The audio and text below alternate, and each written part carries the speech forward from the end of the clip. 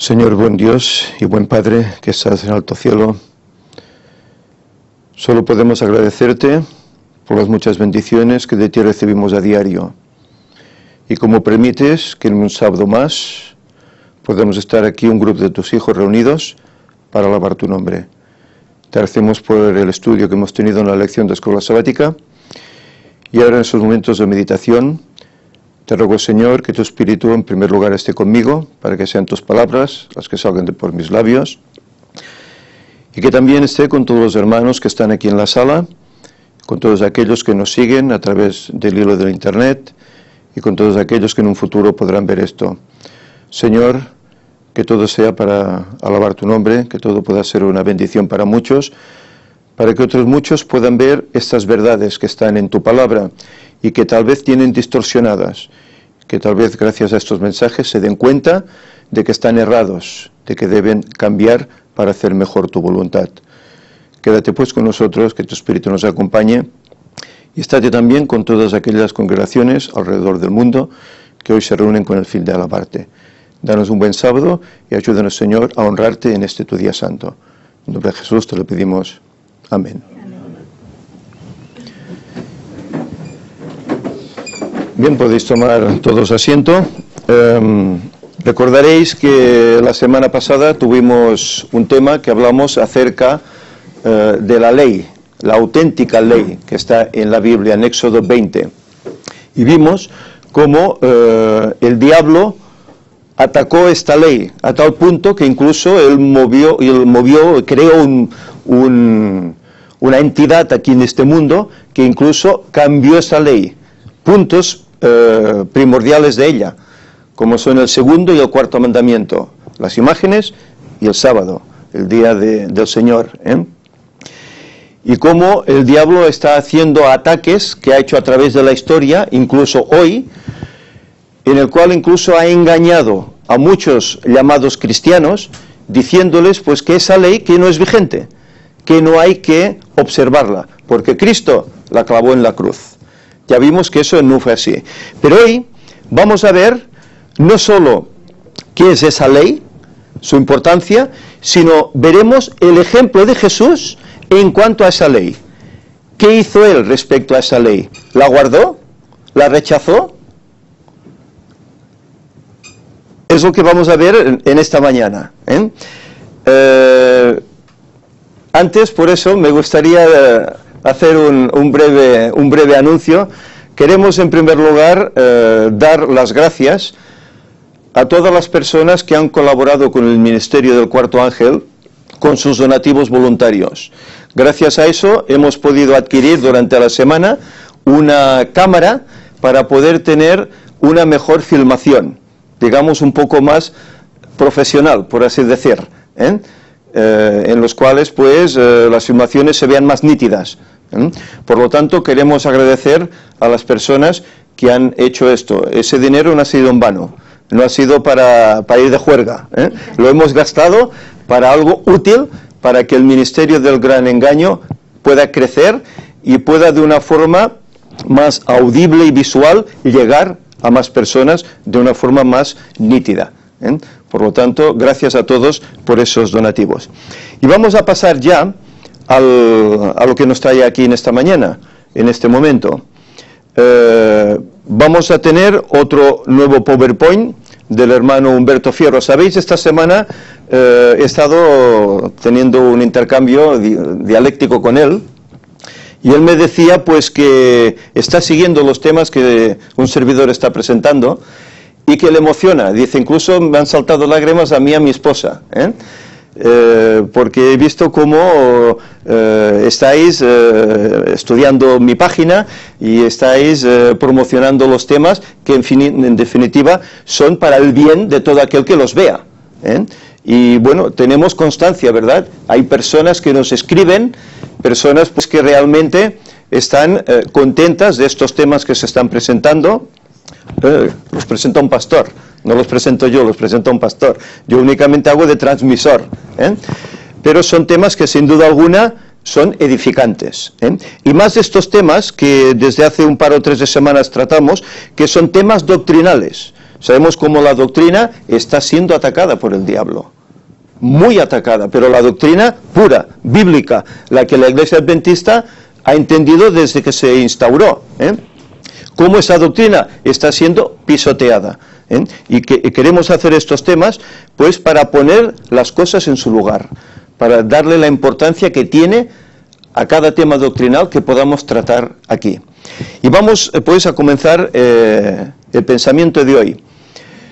Ya dijimos que se titula El ejemplo de Jesús en cuanto a la ley y sobre todo en cuanto al sábado. Ahora aquí nos surge esta pregunta: ¿Jesús guardó los mandamientos de Dios? ¿Lo hizo o no lo hizo? Vamos a ir viendo qué nos dice este PowerPoint del hermano Humberto Fierro. Dice: algunos enseñan que Jesús no guardaba el sábado. Lo que quieren decir es que Jesús entonces era ¿qué? Un pecador. Caray, pueden decir muchos, caray, ¿no guardar el sábado es pecado? Bueno, lo iremos viendo. Mi propósito, nos dice el hermano Humberto, es mostrar en todo tema lo que dice la Biblia sobre eso. Entonces, dejemos que sea ella la que nos diga la verdad. Es decir, ni el hermano Humberto ni un servidor, que sea la Biblia la que hable. ¿Por cuánto tiempo permanece la bendición de Dios? En Primera de Crónicas 17:27 dice lo siguiente: porque lo que tú bendices, oh Señor, queda bendito para siempre. El Señor no bendice algo momentáneamente para un lapsus de tiempo. Lo que Él bendice es bendito para siempre. Y eso hay que tenerlo en cuenta. ¿Se puede revocar la bendición de Dios? Números 23:20 dice: yo recibí bendición, Él bendijo, no podré revocarla. Lo que Él bendijo no se puede revocar. ¿A quién nos recuerda el sábado? El sábado nos recuerda que nuestra primera obligación debe ser nuestra relación con Dios. Eso es lo primero que nos recuerda. Por eso venimos aquí, ¿verdad? En sábado nos congregamos para estar en la presencia de Dios y rendirle homenaje como Él se merece, ya que nos crea, nos sustenta, nos bendice, nos da vida. El matrimonio nos recuerda que nuestra segunda obligación debe ser nuestro prójimo. Y estas son las dos instituciones que el Señor bendijo al principio, en la creación: el sábado y el matrimonio. Son de origen divino.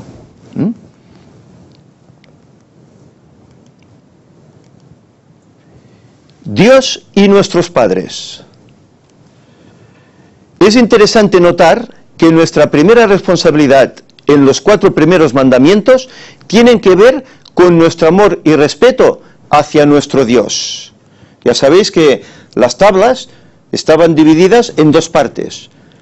La primera tenía 4 mandamientos, nuestra relación con Dios, y la segunda 6 mandamientos restantes, que era nuestra relación con el prójimo. Aquí las tenéis con sus números respectivos.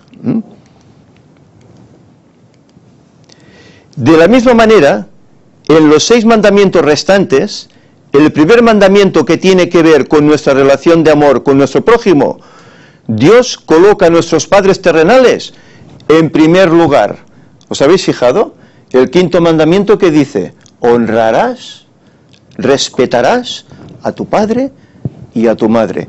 Algo que hoy es chocante porque está muy en boga, ¿verdad? Los padres no respetan, los hijos no respetan, y viceversa también, pero sobre todo los hijos no respetan a sus padres, como es debido. Y el Señor, tal como en la primera parte dice que acuérdate de Dios, aquí en la primera parte de estos 6 mandamientos dice que nos acordemos de respetar a nuestros mayores, a nuestros padres. Eso conlleva también a los prójimos, los que vendrán después. Pero primero comienza por la familia más allegada, los que nos han traído a este mundo. Nuestro deber es amarlos, respetarlos, cuidarlos y velar por sus necesidades, así como ellos nos cuidaron cuando nosotros no podíamos valernos por nosotros mismos. Hay que devolver un poco ese pago que ellos hicieron voluntariamente con gran amor por nosotros. ¿Obedeció Jesús los 10 mandamientos? Nos pregunta él aquí. Leamos los siguientes ejemplos de Jesús. Obediencia a su Padre Celestial. Cuando tenía 12 años y sus padres lo encontraron en el templo, al preguntarle, hijo, ¿por qué nos has hecho esto? Él respondió, ¿no sabíais que en los asuntos de mi Padre tenía que estar? Es decir, Jesús a los 12 años ya sabía cuál era su misión. Ya estaba maduro. Era un chico maduro ya, con 12 años. Y aquí vemos una ilustración de ese encuentro. En uno de los momentos más difíciles de su vida, en la cual nuestra salvación estaba en juego, Jesús, puesto de rodillas y sudando gotas de sangre, oraba diciendo, Padre, si quieres, aparta de mí esta copa. Sin embargo, no se haga mi voluntad, sino, ¿cuál? La tuya. Hágase tu voluntad. Jesús prefiere morir antes que desobedecer a su Padre. ¿Jesús obedecía a sus padres terrenales?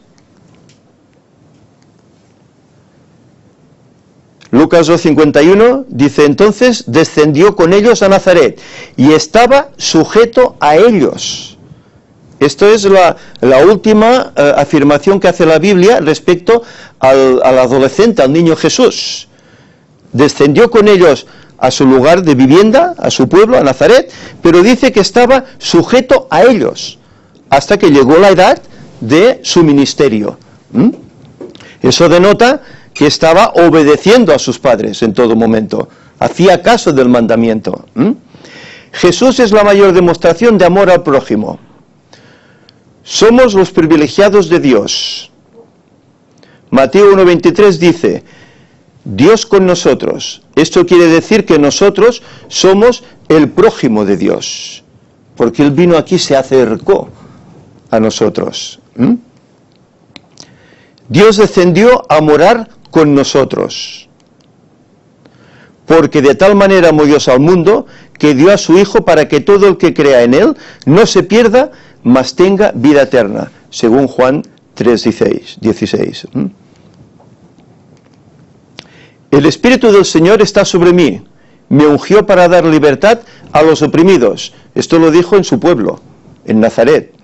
Además dijo, venid a mí todos los que estáis fatigados y cargados, y yo os haré descansar. Mateo 11:28. Nos libra de la cautividad de la muerte. ¿Guardó Jesús el sábado? Jesús dijo, yo también he guardado los mandamientos de mi Padre, en Juan 15:10.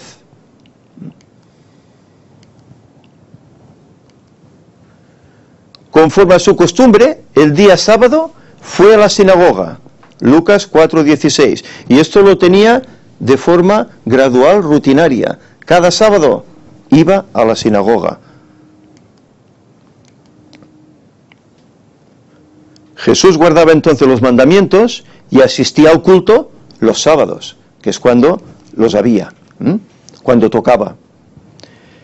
¿Qué se comete no guardando entonces el sábado?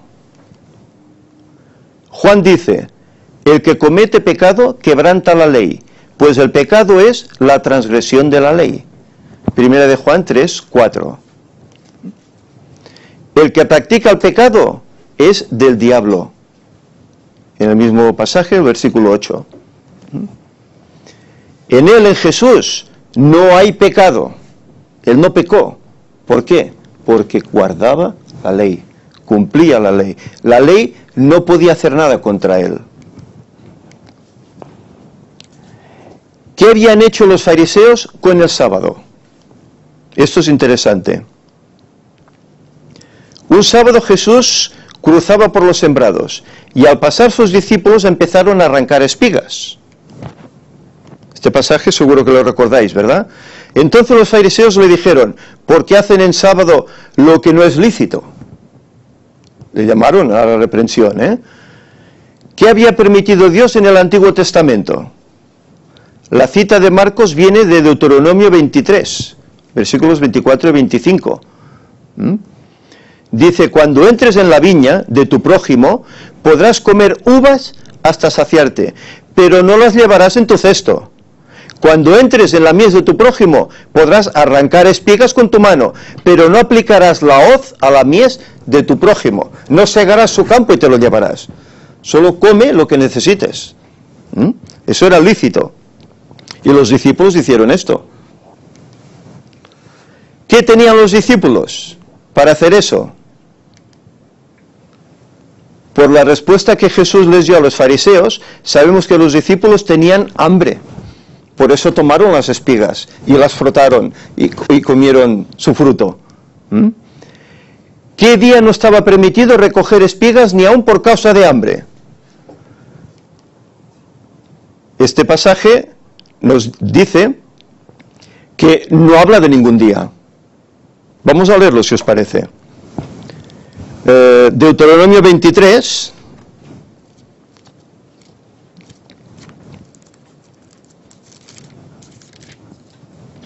versículos 24 en adelante. Está mal el texto. Bueno, es del 24, pasa el 23, es 24 en adelante. Sí, está mal el texto, no me he fijado. No me he fijado. Sí. Bien, no importa. El pasaje viene a decir que cuando uno tenga hambre y pase por un sembrado, puede tomar, pero ahí no especifica en qué día puede o no puede hacerlo. No está especificado. Por eso que la prohibición de que en sábado se podía hacer no era bíblica. Eso era un invento que habían puesto los hombres. Si Dios no lo había prohibido, entonces, ¿quién prohibió que se hiciera eso en sábado? ¿Quién lo prohibió? Los fariseos se inventaron 1521 leyes para observar el sábado, pero leyes humanas. Ellos añadieron al mandamiento del sábado 1521 preceptos de cómo debía guardarse el sábado. Pero era algo de ellos, no era bíblico, Dios no lo había dicho. Y una de esas cosas es que en sábado no podía recoger espigas para comer. Por eso Jesús se encaró con ellos. Y les dijo, ¿no sabéis lo que hizo David? Cómo teniendo hambre fue al templo y tomó los panes y comió, y no era lícito, pero tenía hambre y comió. Los iban a cambiar en ese momento y los comió. Claro, ellos imponían sus reglas. Por tanto, Jesús en ningún caso se sometió a guardar ni un mandamiento que Dios no hubiera ordenado en el Antiguo Testamento.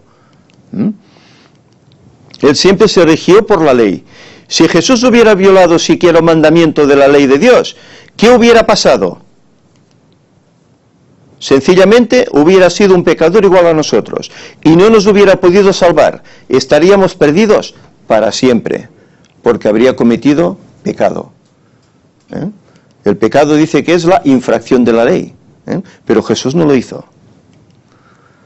Santiago 2, 10 al 12, dice, porque el que guarda toda la ley y ofende en un solo punto, en un mandamiento, es culpable de todos ellos. Estas son las matemáticas de Dios. 10 menos 1, nosotros decimos 9, ¿no? El Señor dice 10 menos 1 es 0. Porque el que dijo, no cometerás adulterio, también ha dicho, no matarás. Si no cometes adulterio pero matas, ya eres transgresor de la ley. Así hablad y así obrad, como los que habéis de ser juzgados por la ley de la libertad, que no es otra que la ley de los 10 mandamientos, la cual se usará en el juicio. Este texto confirma lo que dijimos anteriormente. Si Jesús no hubiera guardado el sábado, sería juzgado como cualquiera de nosotros como pecador. Por lo tanto, no nos hubiera podido salvar. No habría servido para nada. Pero gracias a Dios, San Pablo dice que Jesús no tenía pecado, aunque fue tentado en todo según nuestra semejanza, pero sin pecado y según nuestra semejanza. Que eso también hay que tenerlo en cuenta. Jesús aquí se encuentra en el monte de la tentación.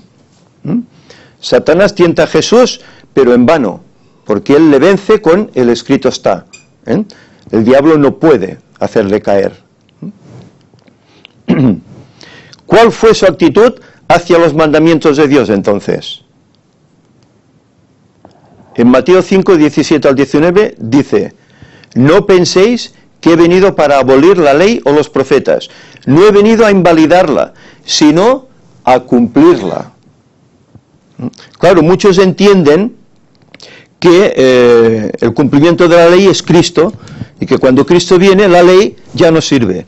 Pero él aquí dice, no he venido a abolir, lo dice claramente, no he venido a quitarla, no he venido a eliminarla, he venido a cumplirla, a demostrar cómo se puede observar esa ley. Y ser una gracia, y ser una satisfacción, y ser una felicidad. Eso es lo que Jesús vino a decirnos. Es lo contrario a lo que enseñan algunos, sobre todo a nivel protestante, en las iglesias protestantes. Se enseña que la ley es un estorbo, y que Jesús la quitó, y no es así. Él no vino a abolirla, sino a cumplirla. La ley es eterna, porque es la revelación del carácter de Dios. Os aseguro que mientras exista en el cielo y la tierra, ni una letra, ni un punto de la ley perecerán sin que todo se cumpla. Y aquí está hablando de las profecías acerca del fin. No pasará nada de la ley sin que todo se cumpla, hasta que pasen estos 6.000 años de historia del pecado y Cristo regrese. Por lo tanto, el que viole uno de estos mandamientos, muy pequeños, y así enseña a los hombres, muy pequeño o nulo, dice, será en el reino de los cielos. Pero el que los cumpla y los enseñe, este será grande en el reino de los cielos. Es bastante claro lo que dice Jesús aquí. ¿Qué quiso decir Jesús entonces en estos versículos? Pensemos en la dimensión tan profunda que tienen estos versículos. Jesús dice 3 puntos muy importantes. No piensen que yo, el Mesías, que esperaban, he venido a cambiar o quitar la ley. Esto es imposible, porque la ley es la revelación del carácter de Dios, y el carácter de Dios es eterno, por lo tanto, no se puede cambiar, porque la ley, si refleja el carácter de Dios, es eterna, como lo es Dios mismo. Jesús dice que es más fácil abolir o cambiar el cielo y la tierra que abolir una letra o un punto de la ley de Dios. Por tanto dice, os aseguro que mientras existan el cielo y la tierra, ni una letra, ni un punto de la ley perecerán, permanecerán hasta entonces. Salmo 104:5 dice, fundaste la tierra sobre su base, jamás será removida. Lo que quiere decir Jesús es que la ley de Dios es eterna. Escuche con atención la advertencia que nos hace Jesús. Si Él, que es el Hijo de Dios, no podía cambiar la ley de Dios, debido a que es eterna, mucho menos nosotros. Nos dice, por lo tanto, el que viole uno, siquiera de estos mandamientos, muy pequeño, de estos mandamientos muy pequeños, y enseña a los hombres, muy pequeño será en el reino de los cielos, nulo. Pero el que lo cumpla y los enseñe, este será grande en el reino de los cielos. Este es un llamado de alerta para todos los que predican el Evangelio, para que no se atrevan a cambiar la santa ley de Dios, porque aunque dicen creer en Jesús, con esta actitud demuestran que no le creen a Jesús, quien dijo estas mismas palabras. No le obedecen. Predican desde los púlpitos a las multitudes que la ley fue clavada en la cruz, especialmente el sábado. Por lo tanto, hoy no hay ley. Pero eso no fue lo que dijo Jesús en estos versículos que hemos citado. No he venido a abolirla, he venido a observarla, a enaltecerla, a cumplirla. Como prueba de que la ley es eterna y está en vigencia, podemos leer el pasaje Isaías 66, 22 y 23, que dice: así como los cielos nuevos y la tierra nueva que yo hago permanecen ante mí, dice el Eterno, así permanecerán vuestros descendientes y vuestro nombre. Y de mes en mes, y de sábado en sábado, vendrán todos a adorar ante mí, dice el Eterno. Y aquí está hablando de la eternidad, cuando estemos allá, después, incluso durante el milenio y después del milenio, por siempre. Por lo tanto, querido hermano, no pierda el tiempo ni si usted aspira a llegar al reino de los cielos. Cíñase a lo que dijo Jesús y únase a la iglesia de Dios registrada en Apocalipsis 14:12, que guarda los mandamientos de Dios. No solamente creen en Jesús, sino que le creen a Jesús y predican la verdad, nada más que la verdad. Por lo tanto, se los califica como santos. La Biblia califica a los santos a los que obedecen a Dios, no a los que son difuntos. Santos es el que obedece la voluntad de Dios en vida. Son pocos, pero son fieles. Por eso la Escritura siempre habla de un remanente, ¿verdad? Por eso él mismo lo había dicho a través del salmista: no violaré mi pacto, ni cambiaré lo que ha salido de mis labios. En el Salmo 89, versículo 34. Ni la ley, ni su palabra, como veremos. Dios nunca se retracta de lo que dice. ¿Por qué no se retracta? Porque Dios no es hombre para que mienta, ni hijo de hombre para que se arrepienta. Cuando Él dice algo, lo realiza. Cuando promete algo, lo cumple. Números 23, 19. No es como nosotros. Él no se retracta. No tiene que arrepentirse de nada. Aunque a veces estas expresiones salen en la Escritura, pero es mal interpretado. El apóstol Pablo dice que Jesucristo es el mismo ayer, hoy y por los siglos, según Hebreos 13:8. Y además dice: en el Padre no hay mudanza ni sombra de variación. Santiago 1:17, el libro que estamos estudiando en la escuela sabática. ¿Qué diría Jesús si viniera a enseñarnos hoy, en nuestra época, en el año que estamos? El cielo y la tierra pasarán, pero mis palabras nunca pasarán. Es decir, no se pueden cambiar. No hablo porque sí. La hierba se seca, la flor se cae, pero la palabra de nuestro Dios permanece para siempre. Es decir, que se acabará cumpliendo lo que Él dice. Es así. ¿Autoriza Dios algún cambio a su palabra? Cuando Moisés escribió Deuteronomio en el año más o menos 1400 antes de Cristo, Dios le dice: no añadiréis nada a las palabras que os mando, ni quitaréis de ellas, para que guardéis los mandamientos del Eterno vuestro Dios que os ordeno. Es decir, aquí dice que no hay que añadir ni quitar nada de la palabra, la Torá que ellos tenían entonces, el Pentateuco. Dios dice que a su palabra no se le debe quitar ni poner absolutamente nada. En el año 960 a.C., cuando Salomón escribió Proverbios, Dios recalca: no añadirás a sus palabras, para que no te reprenda y seas hallado mentiroso, incluso en el juicio. Es decir, que recuerda otra vez lo mismo: no se puede añadir. Y eso lo escribe Salomón en Proverbios. Yo, Jesús, os envié a mi ángel con este testimonio para las iglesias. Apocalipsis 22, 16. No olvidemos que cada uno seremos juzgados, por lo tanto, debemos ser cuidadosos en no quitar ni añadir. ¿Y los fariseos qué hicieron? Añadieron 1500 y pico de preceptos. Y la palabra decía, no añadirás. Pero ellos añadieron. El ángel representa a los que predican la palabra en su iglesia. Por eso ese triple mensaje angélico.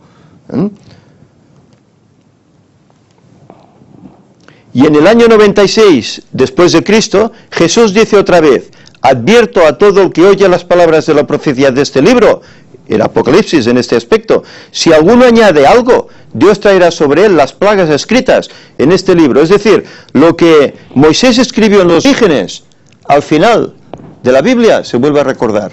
No añadiréis ni quitaréis nada. Si alguno quita algo de las palabras de esta profecía, Dios quitará su parte del libro de la vida y de la santa ciudad, que se describen en este mismo libro. Es decir, no tendrán acceso al reino de los cielos. ¿Y eso qué quiere decir? Que no podrán ser salvos. Por eso el que dice, no es que la ley ya no, porque la ley está anulada, estás quitando, porque Jesús no la anula. Él mismo la vive, la cumple, la obedece.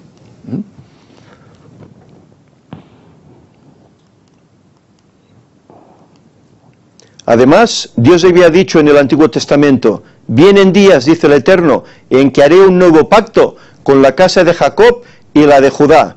Ese es el nuevo pacto a lo cual muchos se refieren, No como el pacto que hice con sus padres el día que tomé su mano para sacarlos de Egipto, porque ellos invalidaron mi pacto, aunque yo fui un esposo para ellos, dice el Eterno. Y Él quiere hacer un nuevo pacto, Este es el pacto que haré con Israel después de aquellos días, dice el Eterno. Pondré mi ley en sus mentes y la escribiré en sus corazones, y seré su Dios, y ellos serán mi pueblo. Y esto se encuentra en Jeremías 31, y está hablando aquí de un futuro. Note que se refiere al futuro, y haré, esta promesa apunta al Nuevo Testamento. Por eso Jesús no podía entonces desobedecer la ley. El apóstol Pablo menciona esta misma promesa en Hebreos 8, de 9 al 12. Dice, pondré mis leyes en la mente de ellos, las escribiré sobre su corazón y seré su Dios y ellos serán mi pueblo. Es decir, Pablo toma esas palabras de Deuteronomio, ¿verdad? Y las aplica en su libro, en Hebreos. Y como para que no quede ninguna duda, en 1 Corintios 3:3 especifica cuáles leyes serían escritas en la mente y en el corazón de ellos. La ley del Decálogo. Escritas no con tinta, sino con el Espíritu de Dios vivo, no en tablas de piedra, sino en las páginas palpitantes del corazón. Note que esta promesa es para los que se entregan a Jesús. Lo demuestran guardando todos sus mandamientos y por lo tanto forman parte de su iglesia en el Nuevo Testamento. Pablo y Silas tenían la ley escrita en el corazón y cuando estuvieron en la cárcel, ¿os acordáis? Cantaban himnos a pesar de las dificultades y eso hizo que el carcelero se convirtiera, y no solo él, sino toda su familia. Como usted sabe, la ley que estaba escrita en las tablas de piedra eran los 10 mandamientos, lo que demuestra una vez más que estos no fueron abolidos en la cruz. Entonces, ¿qué fue lo que hizo Jesús? Sencillamente un trueque. Jesús murió en nuestro lugar, pagando nuestras transgresiones a la ley de Dios, y de esa manera le dio cumplimiento a la exigencia de la ley, que la ley decía, si pecas, morirás. Pues Jesús viene y muere en nuestro lugar, por eso hace este trueque. Trueque, algunas veces habéis hecho tal vez un trueque, hay páginas incluso en internet donde se pueden hacer trueques, intercambio de objetos, sin dinero. Esto es un trueque. Pues Jesús nos da lo que habíamos perdido, pone su vida en nuestro lugar para que podamos obtener aquello que se perdió, la eternidad. Jesús murió en nuestro lugar. Entonces la ley quedó intacta, no se podía quitar la ley, es el reflejo del carácter de Dios. Extraordinario trasplante. Según Jeremías, el problema no estuvo en el pacto, sino en que ellos no permanecieron en mi pacto. Fue la desobediencia el problema, no la ley en sí, la desobediencia a guardarla. Pero Dios, con la muerte de Jesús, no abolió su ley. Lo que hizo fue cambiarla de lugar, de las tablas de piedra las puso en el corazón y en la mente de ellos, de los creyentes. Eso fue lo que hizo. En vez de tenerla ahí en una tabla de piedra que ellos podían ver, no, estaría en su interior, en su mente, en su corazón. De las tablas de piedra al corazón de sus hijos. Ese era el nuevo pacto que Dios hacía con los creyentes. ¿Quiénes forman la casa de Jacob y de Judá como el Israel de hoy? La respuesta la encontramos en Gálatas 3, 26-29. Así todos sois hijos de Dios por la fe en Cristo Jesús. Porque todos los que habéis sido bautizados en Cristo Jesús, de Cristo estáis revestidos. Es decir, que aquella promesa hecha a Abraham es para todos los que abrazarán el Evangelio posteriormente. Dice, no hay ni judío ni griego, ni siervo ni libre, ni hombre ni mujer, porque todos vosotros sois uno en Cristo Jesús. Y aquí notamos el grupo que forma la iglesia, las personas, y ya que sois, de cierto, descendientes de Abraham, conforme a la promesa, entonces herederos también. La promesa de Abraham es para nosotros, no solo para los judíos físicos. En la iglesia hay diversidad de personas, hay judíos y hay gentiles también, pero todos por fe son descendientes de esa promesa a Abraham. Para Dios no hay diferencia. Lo que quiere decir Pablo es que la ley de Dios es para todos los hombres y en todas las épocas, tanto para judíos como también para gentiles. No solo es para los judíos. Recordemos que el mandamiento dice, sobre todo hablando del sábado, acuérdate. Si dice acuérdate, es que ya había sido dado. Y cuando pone ahí acuérdate es el momento en que Dios lo daba a los judíos, en Sinaí. Pero ya existía. ¿Desde cuándo? Desde la creación, ¿verdad? Dios bendijo ese día. Dios no tiene un día de reposo para los judíos y otro para los gentiles. Y sabemos cómo hoy hay religiones que tienen su día. Los árabes pues tienen el viernes, ¿verdad? Los adventistas pues tienen el sábado, los demás cristianos el domingo. Y cada cual, pero ¿cuál es el día del Señor? Bueno, la Biblia lo está dejando claro, ¿verdad? Entonces, los que no observan este día, pues no lo están haciendo bien. La ley de Dios es para todos los hombres, no solo para los judíos, es para todos, tanto judíos como gentiles. Dificultades para guardar el sábado. Mateo 24:3 dice, los discípulos le preguntaron a Jesús, dinos, ¿cuándo serán estas cosas? ¿Y qué señal habrá de tu venida y del fin del mundo? Aquí vemos a Jesús hablando con sus discípulos y abajo la esperanza que ellos tenían en que regresara por segunda vez y la que tenemos nosotros también. Note que en todo el desarrollo del capítulo 24 de Mateo y también en Lucas 21, Jesús mezcla los acontecimientos que anteceden a la destrucción de Jerusalén y a su segunda venida. Y lo hace para no crearles un shock a ellos. Ya lo hemos hablado esto recientemente. Destrucción de Jerusalén fue en el año 70 después de Cristo. Entre los acontecimientos anunciados está la persecución a su iglesia, antes de dicha destrucción, como después incluso de ella. Entonces dice Jesús mismo, os entregarán para ser maltratados y muertos, y seréis aborrecidos por todas las naciones, por causa de mi nombre.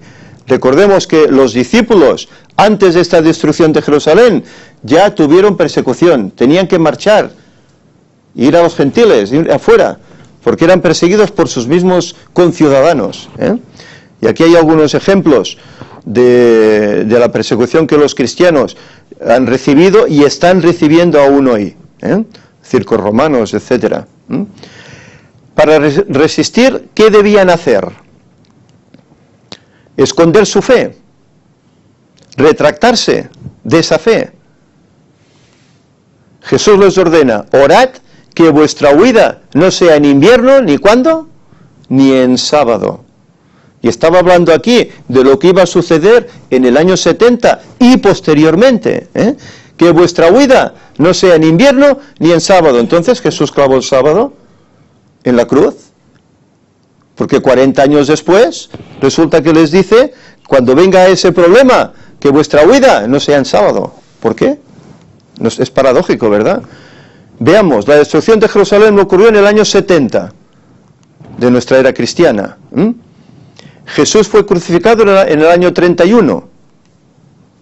Por tanto, Jesús dio esta orden unos 40 años antes de que ocurriera. Claramente la Biblia nos dice que Jesús esperaba que sus discípulos y su iglesia continuaran guardando el sábado hasta su regreso a esta tierra, en su segunda venida.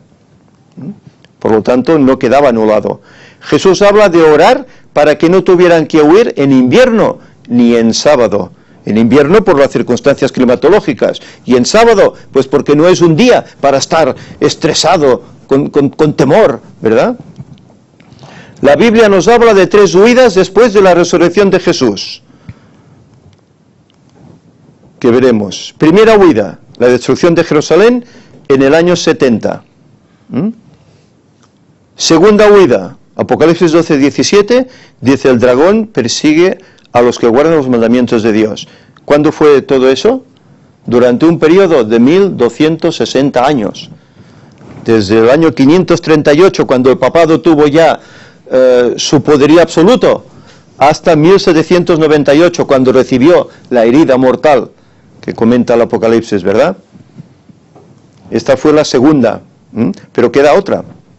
Tercera huida, Apocalipsis 13, del 15 al 17. Esto sucederá poco antes de la segunda venida de Jesús. La Biblia dice: aquí está la paciencia de los santos, los que guardan los mandamientos de Dios y la fe de Jesús. Y habrá un poder, ese mismo poder que ejerció toda esa persecución de 1260 años, que ejercerá otra vez esa labor a los fieles guardadores del sábado. Este poder perseguirá a los que guardan los mandamientos de Dios, como lo hizo en el pasado. Por eso tiene una boca que habla grandes cosas, ¿verdad? Que muchos, se admiran.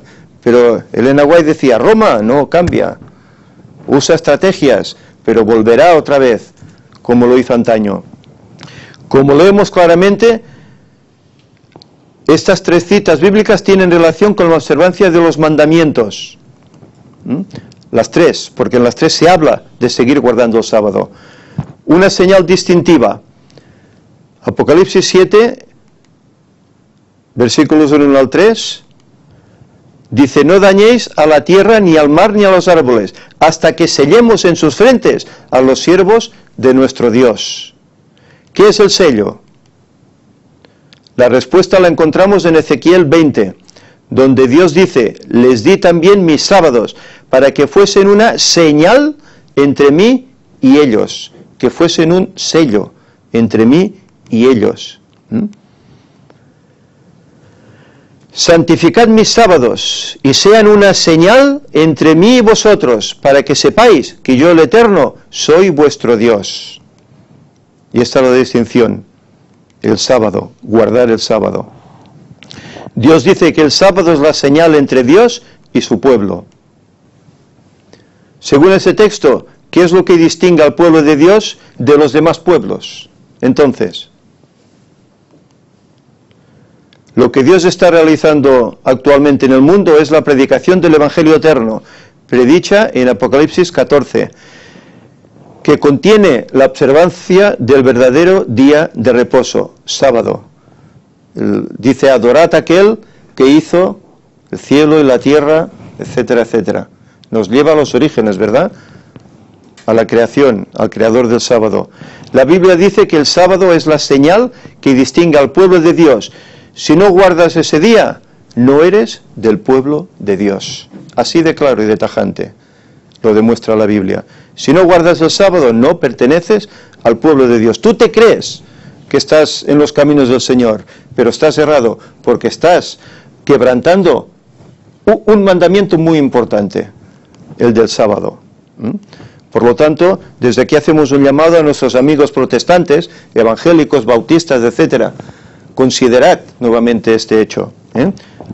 Indagadlo bien en la Escritura, orad por ello, para que el Señor os ayude a verlo. Los que aceptan el llamado reciben lo siguiente: son sellados en sus frentes. se produce el carácter de Dios en sus vidas. Dios pone su ley en la mente y también en el corazón. Y por último, Dios pone su espíritu dentro de ellos para que les ayude a guardar los mandamientos. Si guardamos la ley no es porque nosotros somos suficientes, lo hacemos porque el Espíritu del Señor nos ayuda a guardarla. Si no, no podríamos de ninguna de las maneras. Como hemos leído, dentro de los 10 mandamientos hay uno que contiene el sello de Dios. Isaías 8:16 es el texto, dice: ata el testimonio, sella la ley entre mis discípulos. Isaías 8:20 son otras cosas. ¿Por qué es importante el sábado para Dios? El mandamiento que contiene el sello de Dios es el sábado y tiene 3 características especiales. El nombre, que es Señor Dios, el oficio, creador, y el territorio del cielo y de la tierra. Es decir, está el título de Dios inmerso en él. ¿Quién es Dios? El sábado es importante porque contiene el nombre, lo señala como creador y gobernante de todo lo creado. ¿Por qué hay tanto ateísmo en el mundo? ¿Por qué hay tanta incredulidad? Porque se dejó el sábado. Y la gente se olvidó de que venimos de un Dios creador. Y no es que venimos de la evolución, venimos de la casualidad, ¿no? Y es por el problema de olvidar el sábado. ¿Por cuánto tiempo permanecerá el sábado como día de reposo? Antes lo hemos leído, ¿verdad? En Isaías 66 lo recordamos nuevamente: de mes en mes y de sábado en sábado iremos a adorar al Señor en la eternidad. Es decir, que ¿por cuánto tiempo durará? Por siempre. El Señor lo creó y no terminará nunca más, siempre lo tendremos con nosotros. Aquí vemos a todos los redimidos asistiendo a un culto en la tierra nueva, en el día del sábado, y según dice la Biblia, será el único día de culto, de adoración. Todos vendrán a mí, dice él.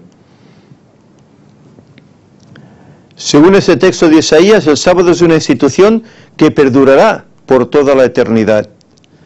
Todos guardarán el sábado, que es señal del eterno reconocimiento de que Cristo creó el paraíso del Edén y recreó los cielos nuevos y la tierra nueva de justicia y santidad.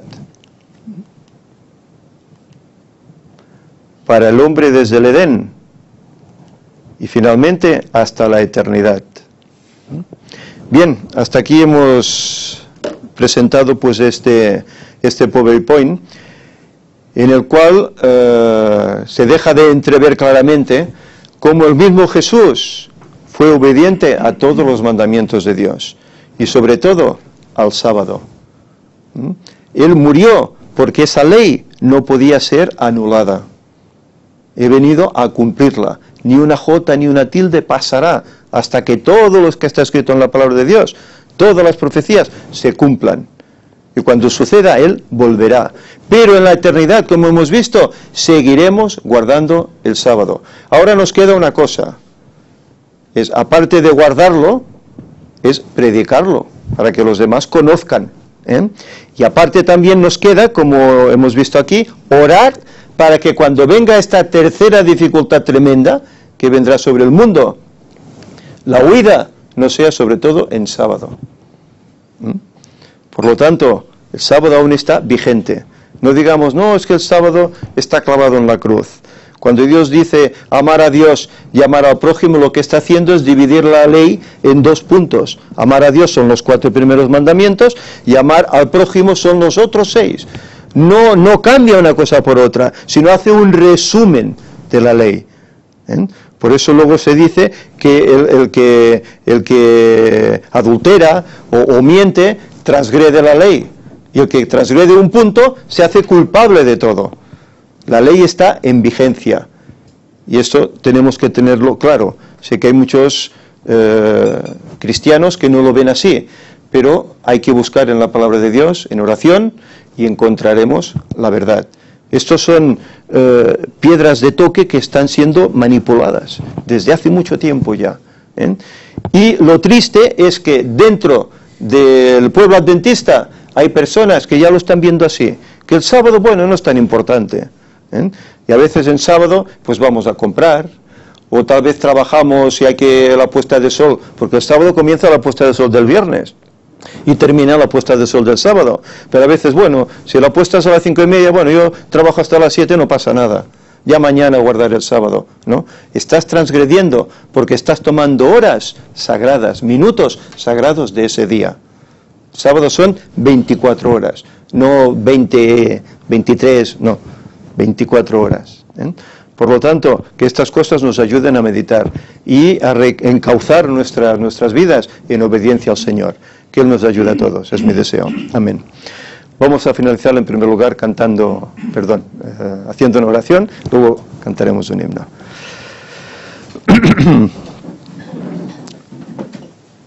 Señor y Padre, te damos gracias porque tú nos has dejado tu palabra que es tan clara, pero que a veces humanamente torcemos como hicieron los fariseos.